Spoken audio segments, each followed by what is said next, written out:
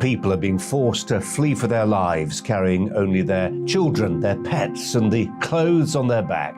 The pain, loss and destruction grows by the day. The people of Ukraine urgently need our help. Already a vast humanitarian operation is underway. Britain's Disasters Emergency Committee, or DEC, brings together 15 leading aid charities to respond to overseas disasters quickly and efficiently. These charities include the British Red Cross, CARE, Oxfam, Save the Children and World Vision.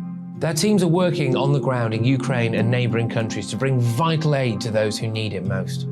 If you can spare it, your gift to the DEC's humanitarian appeal will go a really long way.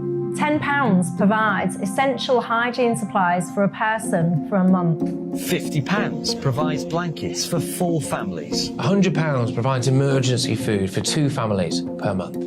It's easy to give. You can donate online at dec.org.uk or call the 24-hour donation line on 0370 60 60 900. If you prefer to send a cheque, please post it to the Ukraine Humanitarian Appeal, PO Box 999, London EC 3A 3AA. To give £10 on your mobile, simply text the word crisis to 70150. Standard network charges apply for calls and you must be 16 or over. Texts are charged at the standard network rate and your £10 donation will be added to your bill. 100% of your donation goes directly to the DEC to save lives and deliver critical support where it's needed.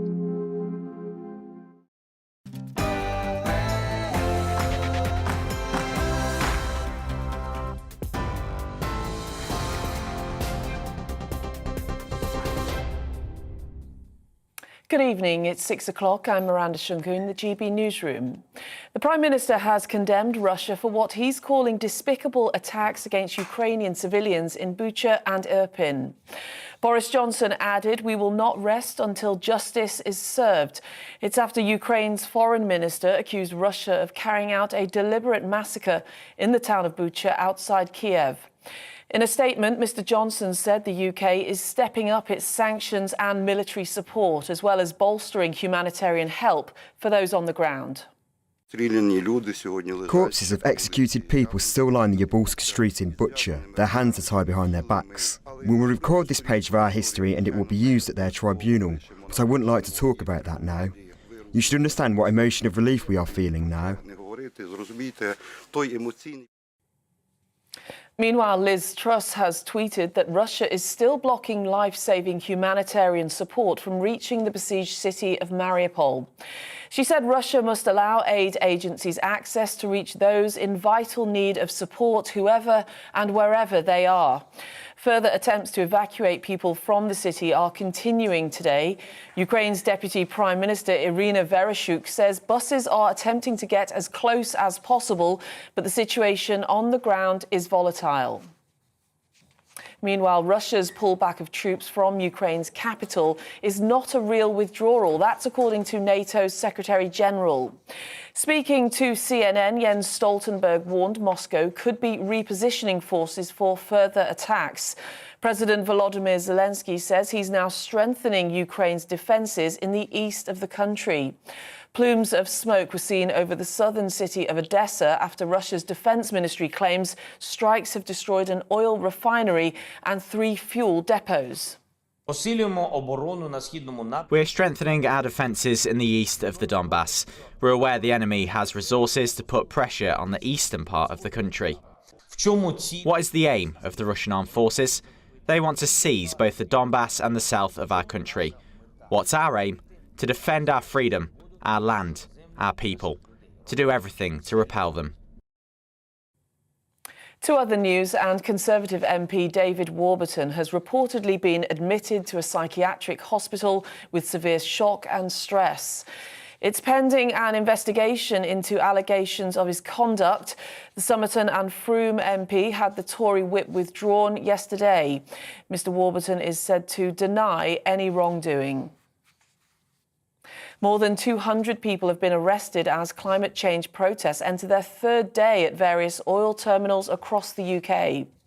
Officers say the arrests were for offences including criminal damage, obstructing the highway and public order. Activists from Just Stop Oil are demanding the government end new oil and gas projects.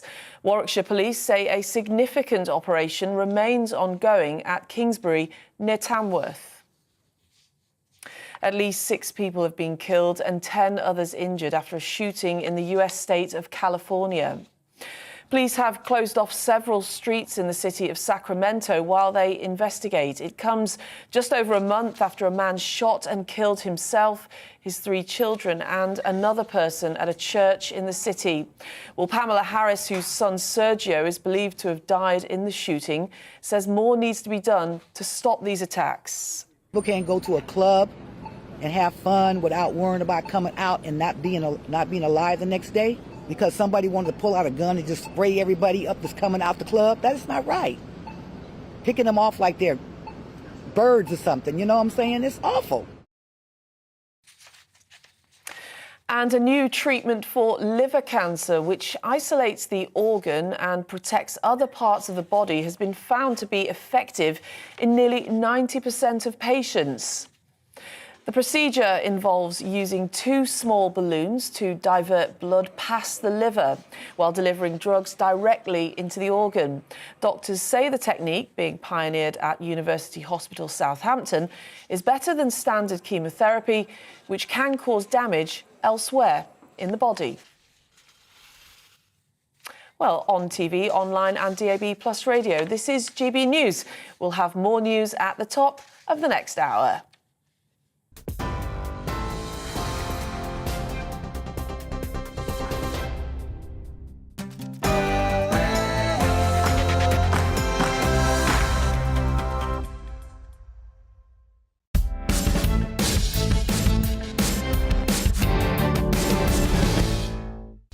Good morning, you're watching GB News and this is The Political Correction. We're here for the next 2 hours to correct politics and put you, the people, back in charge.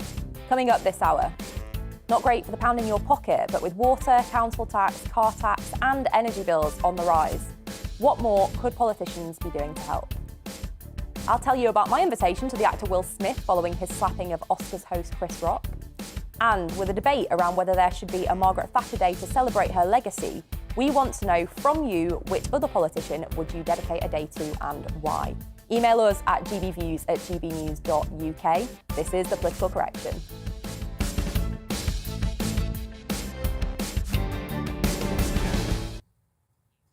Britain's cost of living crisis is set to mount further in the coming weeks as escalations in global gas prices leave countless Brits concerned about struggling to make ends meet. With energy regulator Ofgem predicting energy bills will rise by an estimated £693 from this month. But what more can be done to help? A couple of the front pages this morning lead on this topic.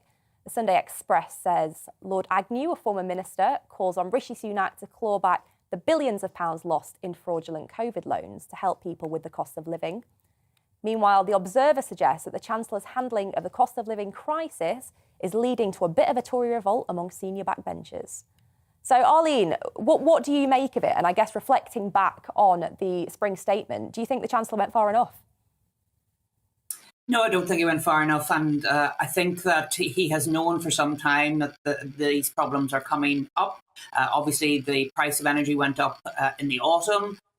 Went up again just on Friday. So he knew that the energy costs were going to be ramping up at the same time as tax increases were coming. And of course, the national insurance contributions are to rise this week. So this has all been foreseeable. I don't think any of this is a surprise. So I think that more should have been done. And I have to ask the question, Deanna, has the Chancellor been held hostage by the Treasury? Because they do have more money to distribute. They did better in terms of the money that came into the economy last year than they thought was going to happen. I think up to £100 billion more came into the economy than had been forecasted. So there is financial wherewithal there to do more. And I think it was wrong that Rishi Sunak did not do more at the time in his announcements that he made last week. And what more would you like to be seen done there, Arlene? What specifics? Well, the national insurance contribution is a very easy one. It hasn't kicked in yet, so let's take it off the table. Let's deal with that. There also needs to be a more targeted approach. There was a sort of a general blanket approach to helping people with their bills. I think there needs to be a targeted approach. And then in the medium term, I do think that we need to look at the insulation of our homes in a more proactive way.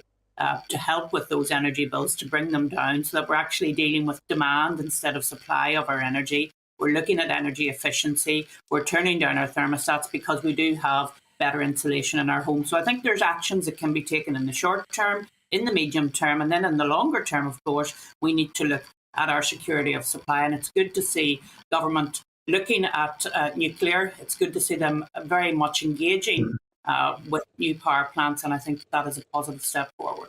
Mm-hmm. So let's talk about nuclear, Paul, because we've discussed the UK's energy security quite a bit in the past. Do you think nuclear is the right way forward? I think it's a no-brainer, Deanna. I think it has to be one of multiple potential solutions to the energy security crisis that we're facing at the moment. I think we, frankly, were far too quickly to phase out coal. I think we need to look at opening the planned coal mine in Cumbria. I think we need to possibly explore fracking. I think we need to look more widely, look more widely at clean coal technology. And none of that is to say that we shouldn't take environmental concerns seriously. Of course, we should. But at the end of the day, an advanced economy like Britain should not be finding itself in a situation where it does not have energy security. We should not be finding ourselves in a situation where effectively we're beholden to dictators and whether or not they choose to supply us or not. So I'm pleased to see the announcement on nuclear, and it needs to get underway quickly. I mean, on the broader cost of living crisis, I mean, I don't think we can underestimate how chronic this situation is for so many families. The average worker, the TUC published an outcome of a survey recently where they showed that the average worker stands to lose something like £500 this year. And, you know, people are on the brink. Families are on the brink. Real wages are falling still.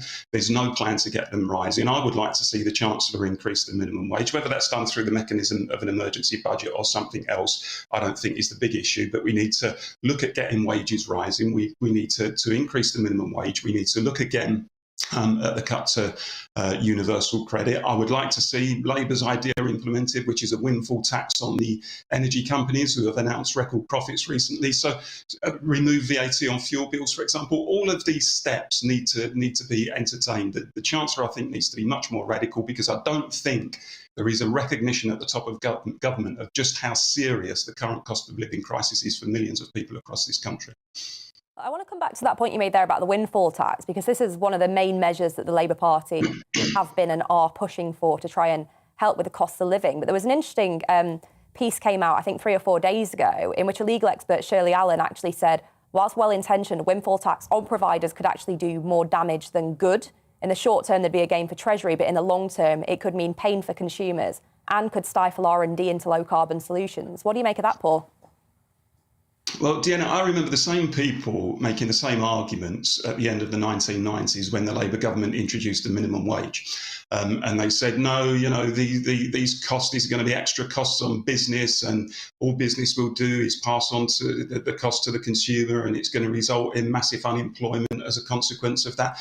And all of that scaremongering, which is what it was found to be completely unjustified. No one now would row back on the idea of a minimum wage. And, you know, these are energy companies, don't forget, who, as I said earlier, have just announced record profits.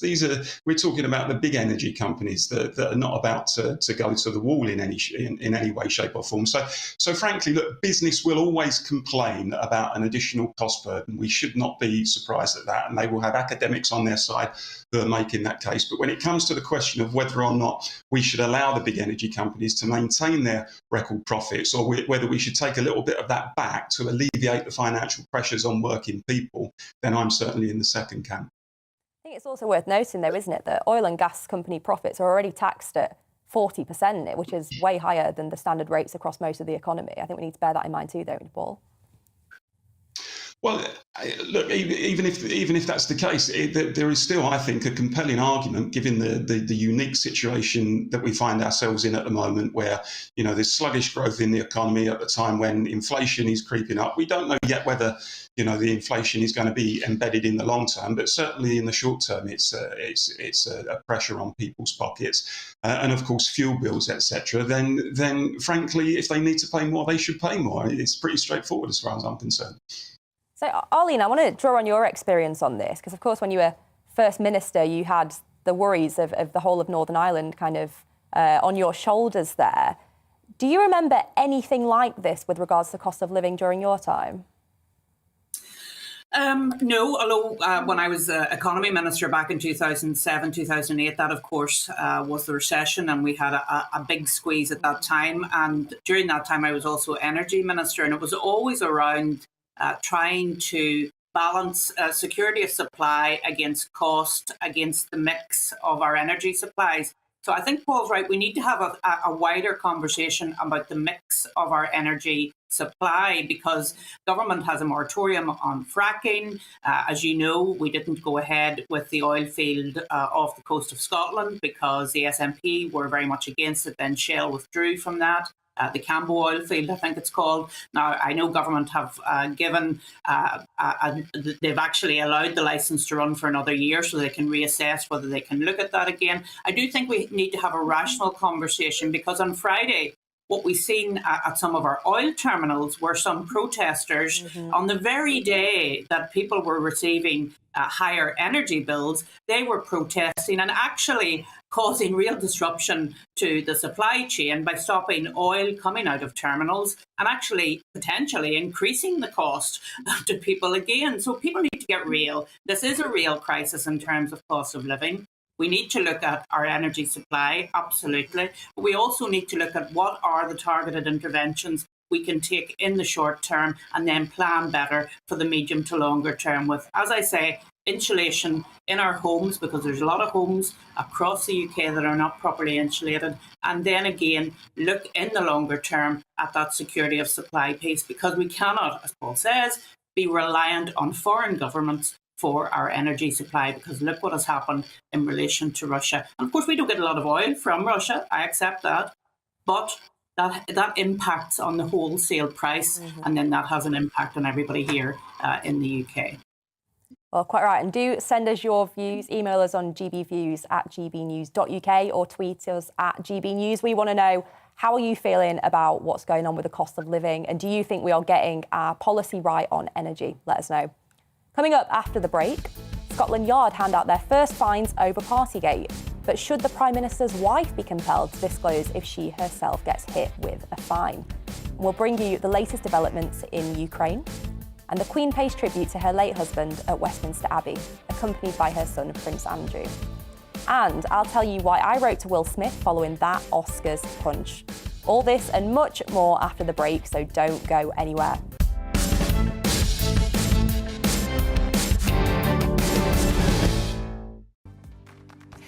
Looking ahead to this evening's weather, and the UK is looking dry with sunny spells for most, but rain edging in from the northwest. Let's take a look at those details. The southwest will end the day mostly dry with plenty of sunny spells on offer. The odd isolated light shower is possible, but it will be a fine evening for most. It will also be a fine and dry Sunday evening for the southeast. There'll be some fair weather cloud and plenty of sunny spells. Sunny spells will be plentiful across South Wales this evening too. Winds will be mainly light and there'll be a little fair weather cloud. There'll also be a little more cloud across the Midlands, but there'll also be some bright or sunny spells. An isolated light shower is possible, but for most it will remain dry. It's a different story across north-east England, where cloud will be increasing as rain gradually edges in from the north. The winds will also start to increase here through the evening. The wet weather will already be in place across southern Scotland this evening. The rain will be patchy in nature and turn heavy at times, with strong gusty winds too. Northern Ireland will also be cloudy, with patchy outbreaks of rain edging southeastwards through the evening. The winds will also be strengthening here, especially around coastal areas where gales are possible. The cloud, rain and strengthening winds will continue to edge steadily southeast overnight, reaching all areas by the morning. And that's how the weather is shaping up overnight and into tomorrow morning. Europe is in the grip of the most devastating humanitarian crisis since World War II. The people of Ukraine are facing unimaginable suffering as their homes are destroyed and their loved ones are killed. Millions of people are being forced to flee for their lives, carrying only their children, their pets, and the clothes on their back. The pain, loss, and destruction grows by the day. The people of Ukraine urgently need our help. Already a vast humanitarian operation is underway. Britain's Disasters Emergency Committee, or DEC, brings together 15 leading aid charities to respond to overseas disasters quickly and efficiently. These charities include the British Red Cross, CARE, Oxfam, Save the Children, and World Vision. Their teams are working on the ground in Ukraine and neighbouring countries to bring vital aid to those who need it most. If you can spare it, your gift to the DEC's humanitarian appeal will go a really long way. £10 provides essential hygiene supplies for a person for a month. £50 provides blankets for 4 families. £100 provides emergency food for 2 families per month. It's easy to give. You can donate online at dec.org.uk or call the 24-hour donation line on 0370 60 60 900. If you prefer to send a cheque, please post it to the Ukraine Humanitarian Appeal, PO Box 999, London, EC3A 3AA. To give £10 on your mobile, simply text the word crisis to 70150. Standard network charges apply for calls and you must be 16 or over. Texts are charged at the standard network rate and your £10 donation will be added to your bill. 100% of your donation goes directly to the DEC to save lives and deliver critical support where it's needed.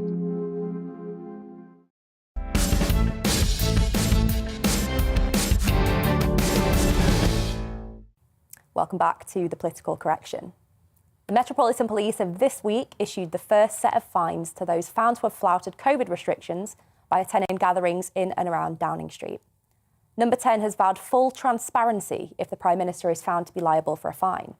And Labour leader Sir Keir Starmer sparked discussion this week after demanding that the public be informed if the Prime Minister's wife, Carrie, receives a fixed-term penalty notice. So I guess the big question here is, should the Prime Minister's spouse be named when she isn't the person who's actually a public figure and elected? Arlene, what are your thoughts on this? Well, I think it's a commentary on politics generally, Deanna, that actually politicians, and particularly those in leadership, the lines between your public life and your private life are completely gone. And I think that's something to be absolutely regretted because, your spouse, your partner who chooses to do their own thing, they're not involved in politics, you're the one that's involved in politics, should not be dragged into the centre of something that really doesn't concern your political life. So, no, I don't think that if she receives a fine, that there's an obligation for her to be named, because I think it sets a very dangerous precedent. And I was always very concerned when Cherie Blair was the First Lady, if you want to take the Americanism, and was married to the Prime Minister. I was always very concerned at that stage that she was harassed by the press. I mean, she was a very successful barrister. She had her own career, but she was always someone who the press took too much of an interest in, as far as I'm concerned, because she was her own independent woman and was doing her own thing. And it's the same, I think, with Carrie. Now, there will be those who will argue that Carrie is political. She was involved in the politics of the Conservative Party. She worked for the Conservative Party, and she is very much someone who has very strong political views. And, she goes along to events at the Conservative Party conference, she gives addresses. So the question is, has she put herself in the position that she has opened herself to scrutiny? That's the debatable point, I think. But if you're someone who's private and is just getting on with their lives, then I don't think that you should be under the scrutiny that the politician should be under, rightly, of course, because we have to be open and accountable. Mm-hmm. Paul, what did you make of Sir Keir saying this? Do you think he's right? Well, excuse me, I think that second point that Arlene made there is the key point. I think if you're the spouse of the Prime Minister, but you actively seek to intervene in the political world in some way, whether it's to promote your own causes or in some other way, or if you're a public figure in your own right in any sense, then I think probably it isn't unreasonable to say that you should be named in the public interest. Now, I know the police don't usually name people who are the recipients of fixed penalty notices, but I mean, Cherie Blair, I was thinking about this morning, it was some years ago, Cherie Blair, when Tony Blair was the Prime Minister, failed to pay her fare on the Underground, I think it was. Excuse me. And when she went the next day to make the same journey to her office or to her chambers, the paparazzi were there waiting for her to go through the ticket barrier with the right ticket this time. So I think in Cherie Blair's case, look, she was a public figure in her own right. She was a very high-profile barrister. She was quite politically active as well. So I think it would probably have been right in her case to have named her. I think it's probably right in Carrie Johnson's case to name her as well. But I don't believe that should lead to any sort of harassment. I think just as a matter of public record, perhaps she should be named. And I would compare that to, for example, somebody like Philip May, the husband of Theresa May, who, so far as I could see, never really made any attempt to intervene in public life, didn't really set himself up as a public figure in any way other than when he was accompanying his wife on engagements and so on. So in that particular case, I would say if it were him, then probably not. So it's a difficult one, to be honest, and I've got a slightly nuanced view on it, but very simply, if you seek to intervene in public life, or if you're a public figure in your own right, then probably you would have to expect to be named, in my view.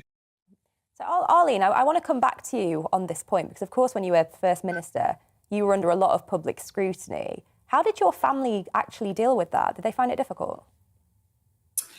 No, because I didn't bring my family into the public limelight, as it were, and I think that's Paul's point. If you, like Philip May, keep out of the public limelight, then you have a right to privacy, and I think that's absolutely the case. But if you put your family out there as the first family and you're being always on the TV or in the papers, then I think you can expect a degree of scrutiny, and that will come. So it is about whether you try to separate your private life from your public life. I have tried to do that. It doesn't always work because, of course, the press will always try to push the boundaries, particularly in social media and what have you. But I'm on record as saying that I feel quite guilty about the fact that my family didn't choose politics. I chose politics. But yet they're the ones that probably had to see, A, a lot of abuse directed in my direction, but B, by association, being the children or the spouse of Arlene Foster meant that you also took abuse as well, I'm sure. And I'm sure they didn't tell me about all of it as well. Well, trying to protect you there, I think. Let's come back to Partygate, because clearly there's still a lot of investigation ongoing in the Met. There could potentially be more fines that get issued.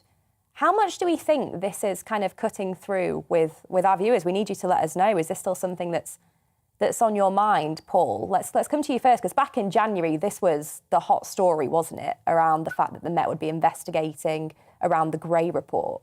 But it seems to have slipped now, doesn't it? And what do you think? Do you think it's on people's minds in the same way?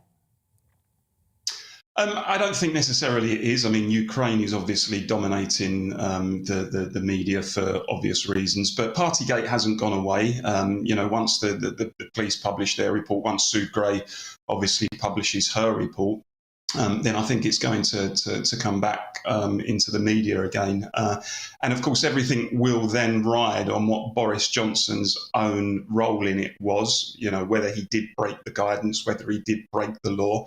And if they find that he did, then of course I think that raises all sorts of questions again about whether or not it's acceptable to have somebody in number 10 who was so impervious to the law apparently in that way.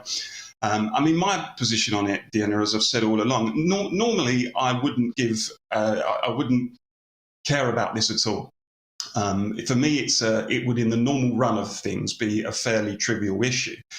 The reason I think it is important is because there's an element of massive hypocrisy about it. This is the thing. At the same time as government ministers were imploring us as members of the public to abide by the guidance. If we don't, we're going to kill granny. That's why we can't attend the funerals of loved ones. It's why we can't get married. It's why the government was telling us who we could and couldn't have intimate relations with. When you look at what people went through, and the vast majority of people abided by that guidance, to subsequently discover that people at the heart of number 10 were willfully ignoring that guidance themselves. A, it's hypocritical, and B, I think it suggests that they don't, or they didn't actually believe their own propaganda.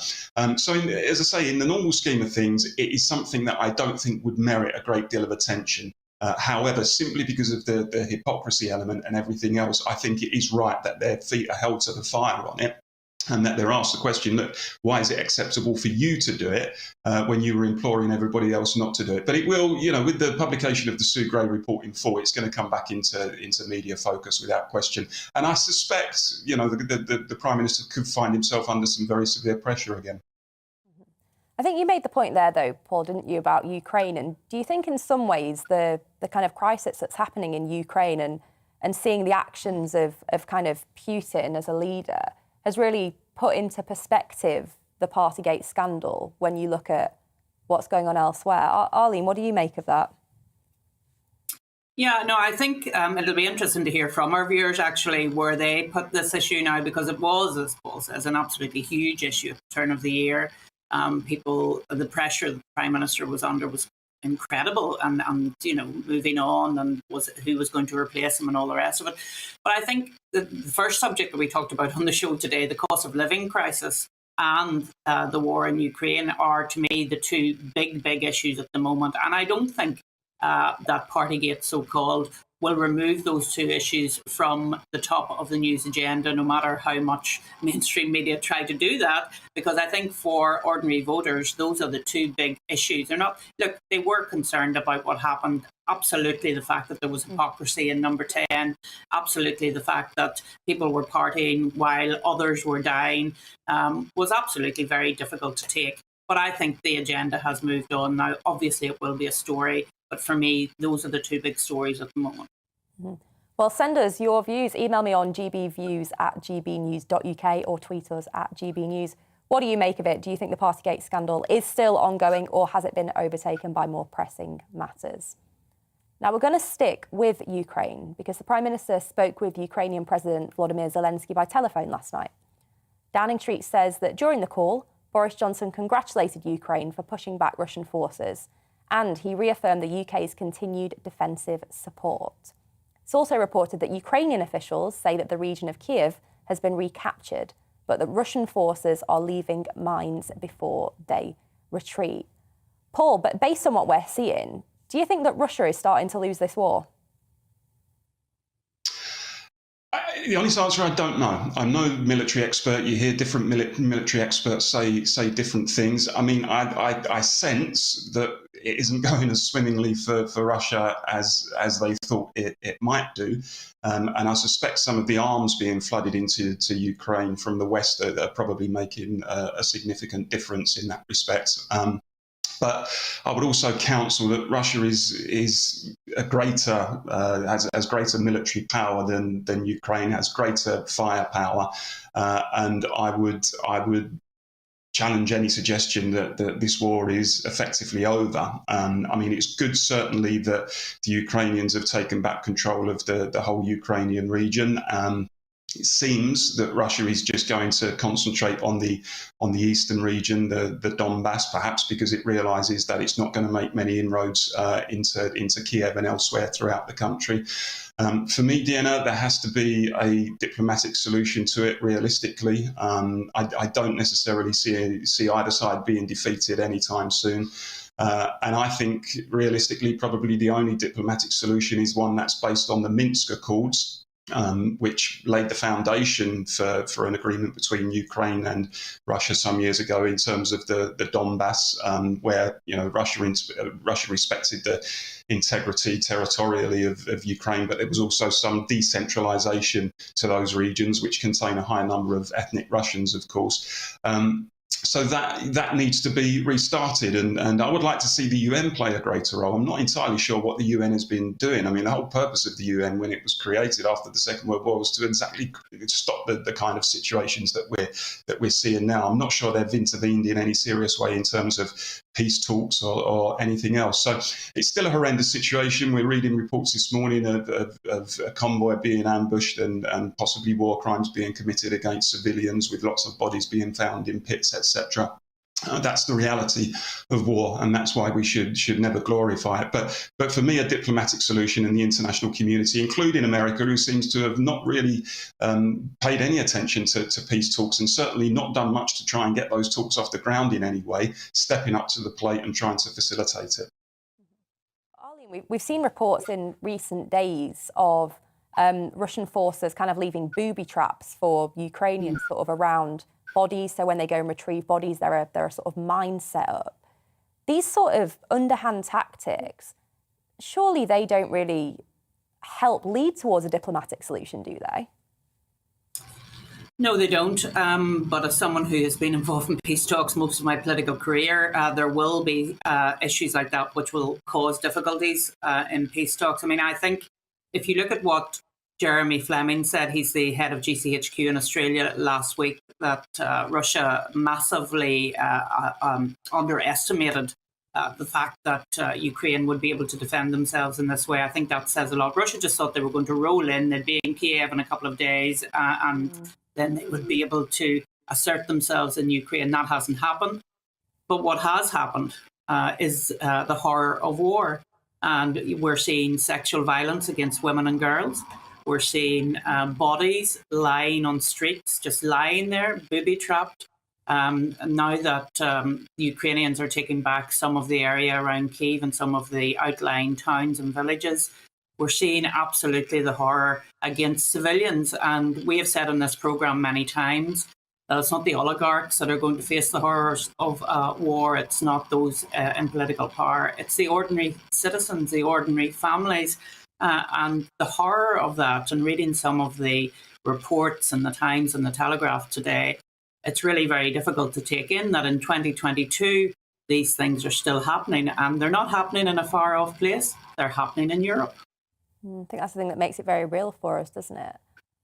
Although I think something that I've certainly noticed over probably the past week or so, is just how much these stories have been slipping down the headlines, slipping off the front pages. You know, 2-3 weeks ago, we were all absolutely appalled at these atrocities and they were sort of #1 story in the listings. But do you think there's some sort of, I don't quite want to say fatigue, but we sort of get used to it, don't we? And things don't seem quite as horrendous. When you read about it every day, you get sort of desensitized. Paul, do you think that's why the Ukraine conflict is sort of slipping from the top of the listings? Well, I think it's an interesting point, because actually, let's remember that the conflict has essentially been taking place since 2014. You know, a lot of the commentary seems to have focused on the recent kind of Russian invasion, where they really went in a big way.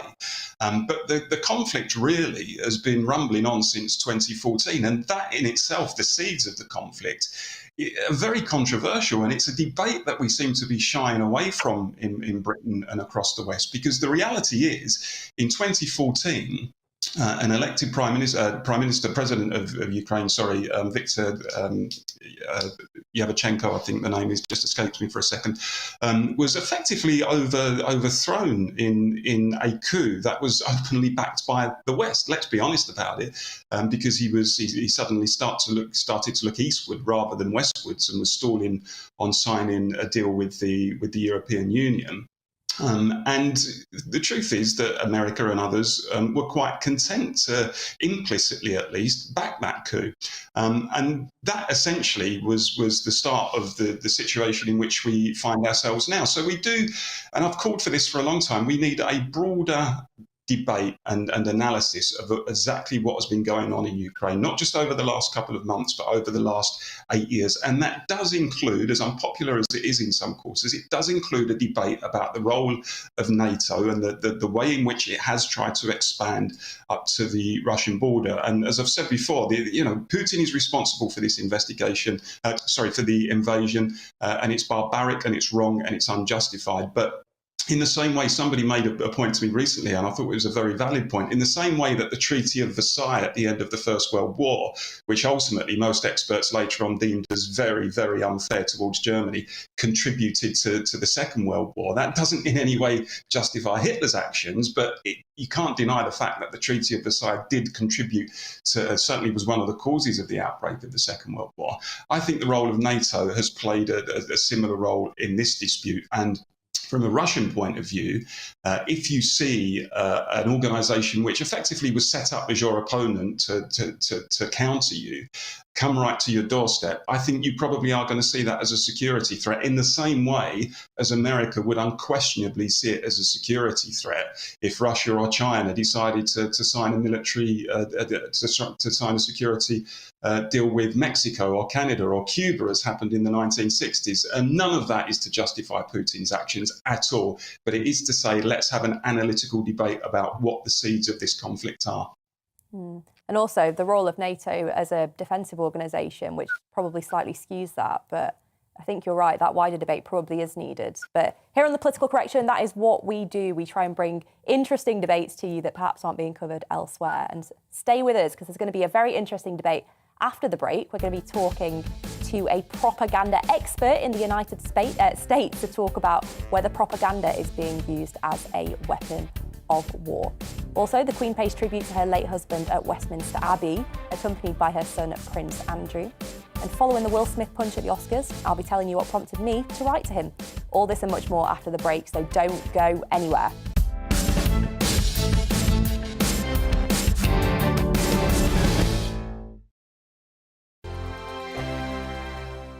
Europe is in the grip of the most devastating humanitarian crisis since World War II. The people of Ukraine are facing unimaginable suffering as their homes are destroyed and their loved ones are killed.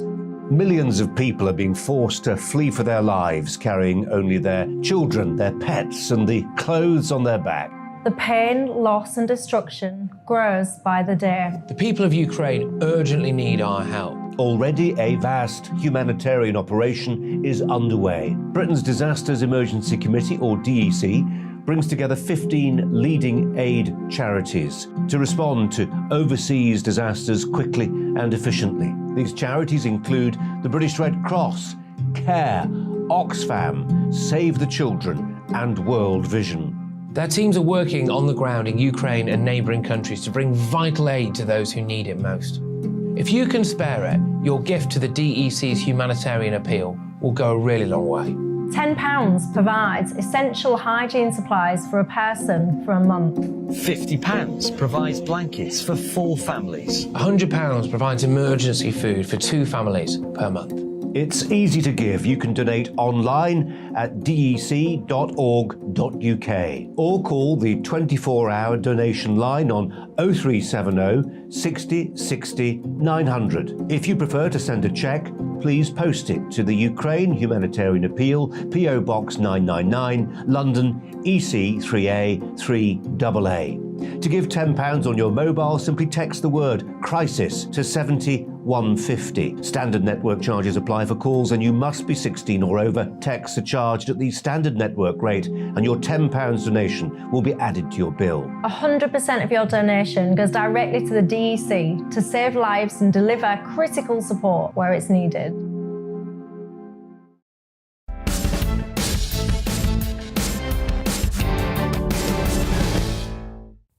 Welcome back to The Political Correction, and as ever, loads of you getting in touch with us. Leslie Simpson here, it's one for you, Paul. Leslie Simpson says, could Paul please tell us what benefits did Labour's windfall tax on telecoms bring in the 1990s? What did they do with that tax? And don't forget, Gordon Brown stole my private pension when he raided them. I'd be much more financially secure if he hadn't decimated my pension. Paul, you must want right a reply on that one. Yeah, I think, and obviously I need to wind my memory back to the late 1990s, but I'm pretty sure that the windfall tax at that time was designed to create a new deal for youngsters and to get youngsters into work, etc. I think that was the whole purpose of the windfall tax back then.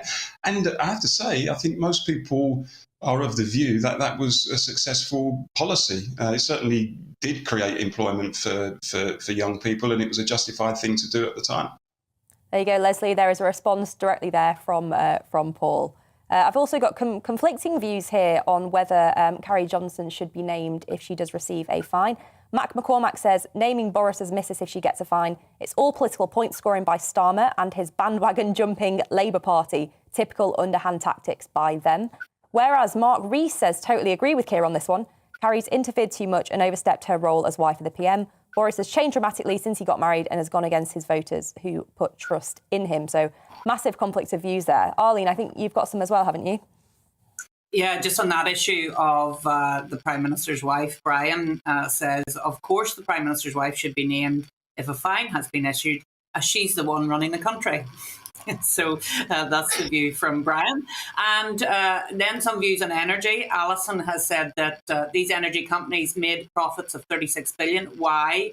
Give it back to the people. It's over and above extra profits from previous years. And Jess says, don't forget that a windfall tax could hit share dividends, which in turn could have an adverse effect on pensions in the private sector. So it's back to that pensions issue again, Deanna.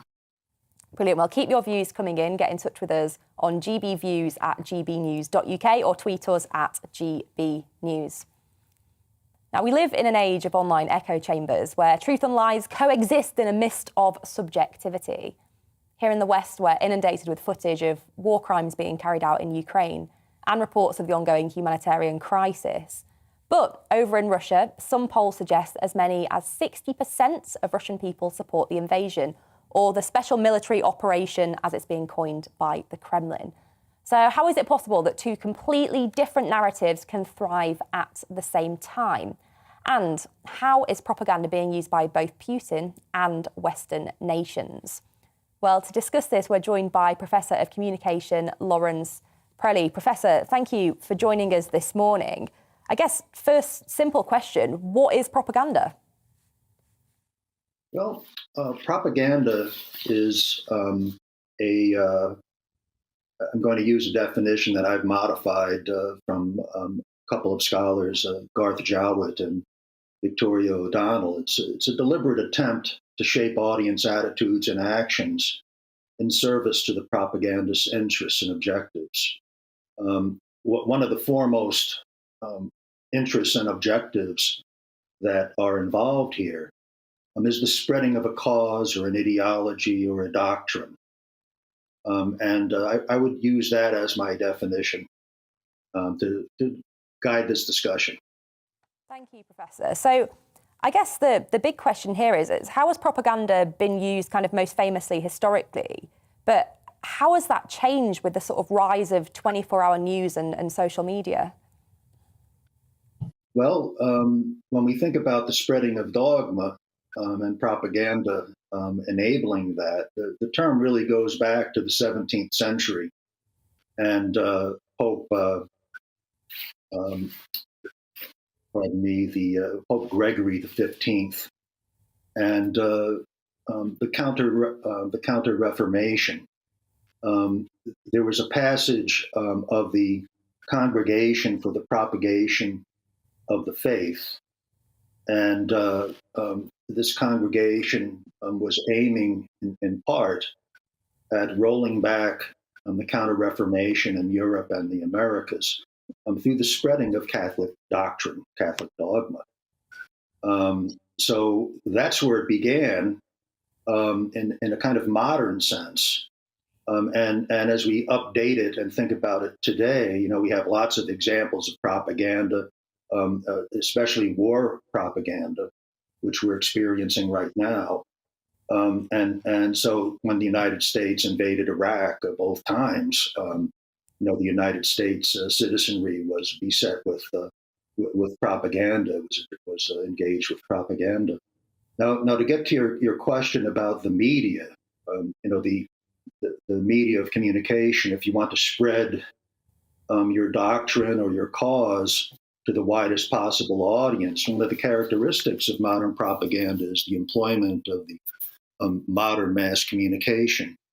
And this began with, of course, we see it well illustrated if we go back to some historical examples, how the Nazis used film and in the 30s and 40s used film and radio and other channels to disseminate their dogma. And we see it today with the new so-called new electronic media. Well, Professor Prelli, thank you for coming on this morning to discuss that. I know we're all concerned here at GB News, but right across the country, about trying to source the right kind of information and relevant information so that we're presenting a proper picture for our viewers. So thank you for speaking to us this morning. Now, Will Smith yesterday resigned from the Oscars Academy after slapping comedian Chris Rock on stage during last week's event. In a statement, the actor said he'd betrayed the trust of the Academy and that his actions were inexcusable. The Academy accepted Smith's immediate resignation from the organisation, but will continue to move forward with its disciplinary proceedings against him. Now, when you're in the public eye, I believe that you should always try and use your platform for good, which is why, as a sitting member of Parliament, I wrote to Will Smith this week to invite him to Parliament to learn about the potential consequences of his actions. And here's what I said. Dear Will, I've been a huge fan of your work since I was a kid, watching The Fresh Prince, and have been moved to tears by your performances in movies like The Pursuit of Happiness and £7. Like millions around the world, I watched with surprise as you took to the stage and struck Chris Rock at the Oscars ceremony on Sunday evening. Whilst I found Rock's joke in the poorest taste, I was very disappointed to see you use your substantial platform not for good, but for the promotion of violence. I too have a deep desire to defend a loved one. When I was 13, my father was killed by a single blow to the head. My life was turned upside down, and it was this that led to me getting involved in politics. I wanted to do all I could to help ensure other children wouldn't have to experience losing a parent, missing school to sit through court, or attending years of therapy, as I did. In 2019, I was fortunate to be selected as a British Member of Parliament, with a platform to do some good. I subsequently set up the all-party parliamentary group on One Punch assaults and work alongside a brilliant charity, One Punch UK, which was set up by Maxine Thompson-Curl after her son Christian was killed by a single blow to the head in 2011. A key aim of our group is to raise awareness about single punch assaults and to reinforce the message that one punch can kill. Christian Thompson, Calvin McClellan, Graham Thurston, Lee Devlin, Kenneth Brough, and Anthony Richardson. These are just some of those who lost their lives to single punches in the northeast of England since 2014. But these deaths happen globally. Each victim leaves behind a grieving family and loved ones struggling to come to terms with these horrible events. That's why I invite you to speak to the all-party parliamentary group on One Punch assaults to discuss our campaign and to hear the stories of those who've lost loved ones to a single punch. We cannot change our past actions, but we can shape our futures, and we can choose to use our platforms for good. Please join me to help raise awareness of One Punch assaults, to help stop others experiencing the heartache faced by my family and by far too many others. I greatly look forward to hearing from you and hope that together we can do some good. Deanna. Well, there was the letter that I wrote to Will Smith earlier this week. And Arlene, I'll come to you first. What did you make of seeing kind of Will Smith's actions, purely on the basis that this is a guy with a huge fan following and lots of people looking up to him? And did he not set exactly the wrong example? Oh, undoubtedly he set the wrong example. I mean, here is a man who is known for his self-control, actually, and who is known to be a professional in everything that he does. The joke was horrendously bad, let's be honest. Here was a woman suffering from alopecia. It's not something you make a joke about, frankly, but there were other ways to deal with. He could have, dealt with it in a much more professional way, but the red mist descended and away he went. And I thought it was a terrible example. And, for him, it has destroyed his biggest moment of his life, receiving an Oscar. May well lose the Oscar in due course. He's had to resign from the Academy. And it just shows you how that one piece of violence can ruin not only his life, but set such a bad example for so many others as well. And Paul, doesn't this have some serious implications on free speech in comedy as well, if this gives cause to other people thinking it's acceptable to go and shut down jokes that they don't like? It does potentially. I mean, what Will Smith did was wrong, but I have to say I don't think he should be hung, drawn, and quartered for it. It could not have been a pleasant experience at all to see your wife, who's suffering from a medical condition, effectively lampooned in front of a global audience. I would imagine that the red mist would probably rise in front of the eyes of most men in that situation. What he should have done, obviously, is controlled his temper and dealt with it after the show and had a word with Chris Rock or whatever. You can't do that in the way that he did it. But, you know, I do have a little sympathy with what drove him to do it, even though his actions were wrong. Well, thanks, Paul. And you'll see a fourth person on our screen right now joining us to discuss this, former police officer Mick Irwin, who I've met, over Zoom anyway, Mick, a couple of times now since I got into Parliament. Mick campaigns on the issue of one-punch assaults with the charity One Punch UK. My first question, Mick, what did you make of it when you woke up on the Monday morning and saw that this was all over the media? I was a fan of Will Smith, very, very disappointing. Very disappointed in his actions. He's someone who was very high profile, who was looked up to by many people. And I was shocked at what I saw. Having seen such actions replicated in the likes of the nighttime economy, I didn't expect to see that in front of a global audience. Going back to what was just being said, I do sympathise a little bit in the fact of the reason why he may have done that, but at the same time, we have to be restrained. We have to be able to deal with it in a different way. And getting up and slapping Chris Rock in the way that he did was wrong. It was an assault. Although Chris Rock obviously has decided he doesn't want to take any action against that, and it's having consequences for Will Smith, as we're saying. It was very lucky that that was all that happened, because we see on a number of occasions now where one blow to the head can lead to more catastrophic consequences, be it serious brain injuries or resulting in death. And that's a point that really we try to get across at One Punch UK, is raise awareness of that and educate people as to the consequences of their actions, and think first, take a second and walk away and deal with it in a much different way than Will Smith did. Well, this is the thing, isn't it, Mick? Because I've had a bit of kickback because apparently I'm making a mountain out of a molehill. This was a slap and not a punch. But actually, that's the point, isn't it? If it takes someone by surprise, they can stumble, and the knock-on consequences, they hit their head and end up with a fatal brain injury. And that's exactly why we're campaigning to try and raise awareness.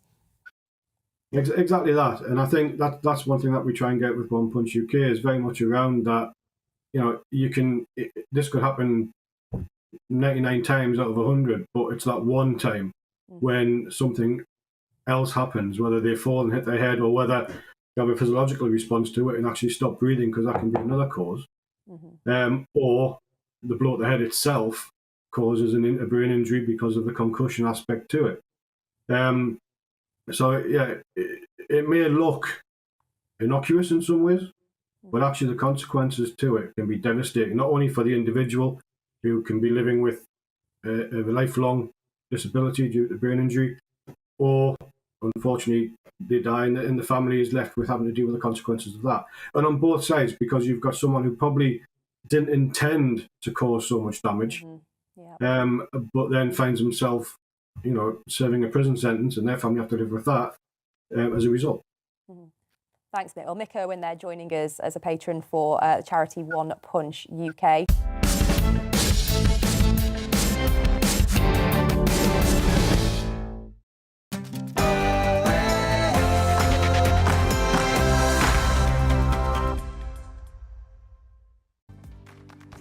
Looking ahead to this evening's weather, and the UK is looking dry with sunny spells for most, but rain edging in from the northwest. Let's take a look at those details. The southwest will end the day mostly dry with plenty of sunny spells on offer. The odd isolated light shower is possible, but it will be a fine evening for most. It will also be a fine and dry Sunday evening for the southeast. There'll be some fair weather cloud and plenty of sunny spells. Sunny spells will be plentiful across South Wales this evening too. Winds will be mainly light, and there'll be a little fair weather cloud. There'll also be a little more cloud across the Midlands, but there'll also be some bright or sunny spells. An isolated light shower is possible, but for most it will remain dry. It's a different story across north-east England, where cloud will be increasing as rain gradually edges in from the north. The winds will also start to increase here through the evening. The wet weather will already be in place across southern Scotland this evening. The rain will be patchy in nature and turn heavy at times, with strong gusty winds too. Northern Ireland will also be cloudy, with patchy outbreaks of rain edging southeastwards through the evening. The winds will also be strengthening here, especially around coastal areas where gales are possible. The cloud, rain and strengthening winds will continue to edge steadily southeast overnight, reaching all areas by the morning. And that's how the weather is shaping up overnight and into tomorrow morning. Europe is in the grip of the most devastating humanitarian crisis since World War II. The people of Ukraine are facing unimaginable suffering as their homes are destroyed and their loved ones are killed. Millions of people are being forced to flee for their lives, carrying only their children, their pets, and the clothes on their back. The pain, loss and destruction grows by the day. The people of Ukraine urgently need our help. Already a vast humanitarian operation is underway. Britain's Disasters Emergency Committee, or DEC, brings together 15 leading aid charities to respond to overseas disasters quickly and efficiently. These charities include the British Red Cross, CARE, Oxfam, Save the Children and World Vision. Their teams are working on the ground in Ukraine and neighbouring countries to bring vital aid to those who need it most.